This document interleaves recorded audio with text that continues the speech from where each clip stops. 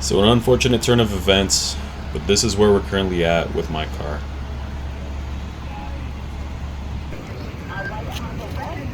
So this white Hyundai came by, ran the red or something, freezing rain, smashed into my M2, hit the Mercedes as well, and a third car in the back. It's pretty bummy. But what can you do, man? I think everyone's okay. That's the most important. So sharing a few more clips from the collision. As you can see, multiple vehicles involved. Wasn't that pretty of a sight. And at the end of it, just a sad, sad day for the M2. Not much I could do now. Just let everything run its course. Glad no one got seriously injured. And yeah, this is how she sits at the moment. So what exactly happened?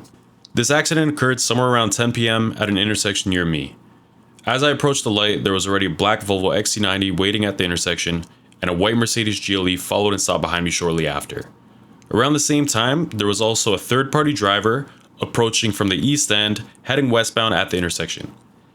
Now's a good time to ask you guys to take a wild guess where you think this car might have been approaching from. The story that was told to the officer on site was they were approaching the intersection at a moderate speed, tried to turn right but their car somehow didn't, and ended up hitting the three cars. Now, this is where things don't seem to add up.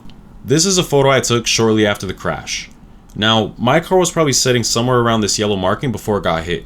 What I'm having a really hard time understanding is how this car managed to go past the intersection, clear the curb, clear the Volvo, then proceed to hit me at the moderate speed, and continue to do this on the opposite side.